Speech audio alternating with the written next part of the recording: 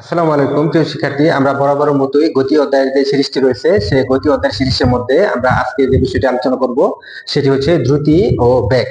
আমরা শুরুতেই দ্রুতি সম্পর্কিত আলোচনা করব এবং দ্রুতি কত প্রকার এবং দ্রুতি কি, এর একক মাত্রা কি এবং দ্রুতি কি আমরা কি দ্বারা পরিমাপ করি, অর্থাৎ দ্রুতি পরিমাপক যন্ত্রের নাম কি, এই ধরনের বিভিন্ন এই বেসিক নিয়ে যে আলোচনাটি থাকবে আমাদের আজকের এই সিরিজের মধ্যে। তো তোমরা নতুন যারা রয়েছো, তোমরা প্রত্যেকেই এই সিরিজগুলোর এ টু জেড যদি দেখতে থাকো তাহলে কিন্তু তোমাদের এই গতি অধ্যায় নিয়ে কোনো সমস্যা থাকবে না। ধারাবাহিকভাবে এভাবে সকল অধ্যায়ের কিন্তু আমার সিরিজগুলো থাকবে। তো দেরি না করে আমরা এখনই শুরু করছি। দ্রুতি কি? আসলেও এই দ্রুতি বিষয়টি আমরা বুঝতে গেলে আমাদের যে জিনিসটি সম্পর্কে ধারণা থাকতে হবে সেটি হচ্ছে দূরত্ব। এই দূরত্ব সম্পর্কে ধারণা থাকতে হবে। আমরা মনে রাখবো যে দ্রুতি বানানোর মধ্যে ধ রয়েছে, আবার দূরত্ব বানানোর মধ্যে কিন্তু ধ রয়েছে, অর্থাৎ এই দ্রুতির সাথে দূরত্বের একটা সম্পর্ক রয়েছে। আমরা অলরেডি আমার গত পর্বের মধ্যে আমরা জেনেছি যে দূরত্ব কাকে বলে। সেটি সংজ্ঞাটি ছিল এরকম: পারিপার্শ্বিকের সাপেক্ষে কোনো বস্তুর অবস্থানের পরিবর্তনকে দূরত্ব বলে।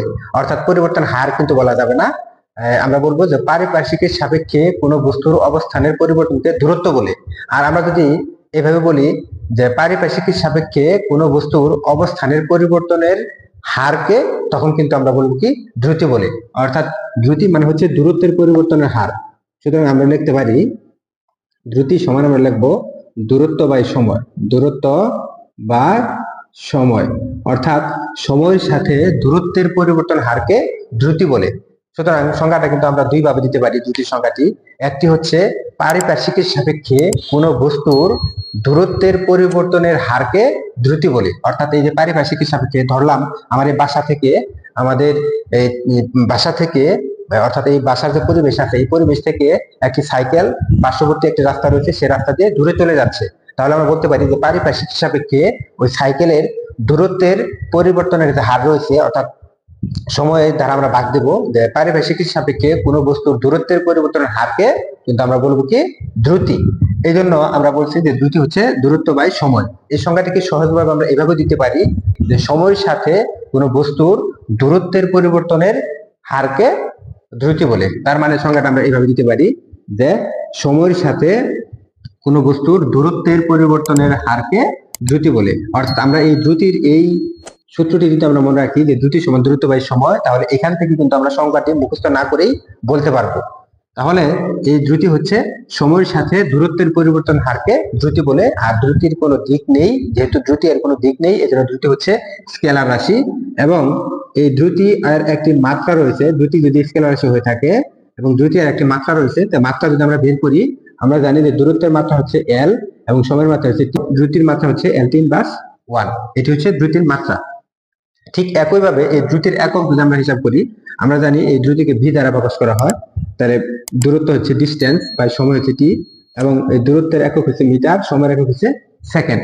এই জন্য আমরা এটাকে লিখবো মিটার পার সেকেন্ড। অর্থাৎ দ্রুতির একক কিন্তু হচ্ছে মিটার পার সেকেন্ড।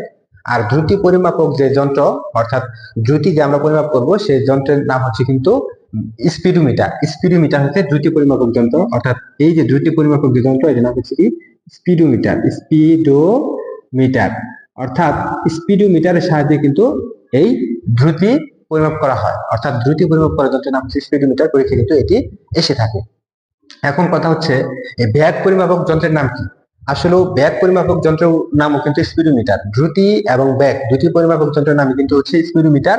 কিন্তু আমরা এই স্পিডোমিটারের সাহায্যে শুধু দ্রুতি নির্ণয় করতে পারি এবং বেগ নির্ণয় করতে পারি, কিন্তু বেগের দিকটা কিন্তু আমাদের আলাদাভাবে নির্ণয় করতে হয়। অর্থাৎ আমরা দ্রুতি নির্ণয় করবো স্পিডোমিটার দিয়ে এবং বেগ নির্ণয় করবো স্পিডোমিটার দিয়ে, কিন্তু সাথে সাথে বেগ নির্ণয় করার সাথে সাথে আমাদের একটি দিক চিন্তা করতে হবে। আর নির্দিষ্ট দিকে যদি দ্রুতি হয় তখন তাকে আমরা বলবো কি বেগ। অর্থাৎ বেগ পরিমাপক যন্ত্রের নামও কিন্তু হচ্ছে স্পিডোমিটার। আমরা তাহলে এই দ্রুতি সম্পর্কিত কিন্তু আমাদের যে বেসিক আলোচনাটুকু রয়েছে, এটি কিন্তু আমাদের আর কোনো ঝামেলা থাকবে না। অর্থাৎ দ্রুতি নিয়ে কোনো ঝামেলা থাকবে না। যে আমরা ইতিমধ্যে যে জিনিসগুলো শিখলাম, পদার্থ এমন একটি বিষয় যে এটি একটা অক্ষরও মুখস্থ করতে হয় না, জাস্ট একটু বুঝলেই চলে। যে আমরা অলরেডি জানলাম যে দ্রুতিকে ভি দ্বারা প্রকাশ করা হয়। দ্রুতি সমান দূরত্ব বাই সময়। এই সময়ের সাথে দূরত্বের পরিবর্তনের হারকে আমরা বলবো কি দ্রুতি। এই জন্য দ্রুতি হচ্ছে স্কেলার রাশি এবং এই দ্রুতির একক হচ্ছে মিটার পার সেকেন্ড এবং মাত্রা হচ্ছে L3/1। তোমরা নতুন যারা রয়েছে এসএসসি বেস 2027, 28, 29, 30 সালের পরীক্ষার্থী, আমার ধারাবাহিকভাবে এই সিরিজগুলো যদি তোমরা দেখে থাকো তাহলে এসএসসি পদার্থবিজ্ঞান নিয়ে তোমাদের কোনো ঝামেলা থাকবে না। আশা করি তোমরা সকলে এই বিষয়টি বুঝতে পেরেছো। ধন্যবাদ।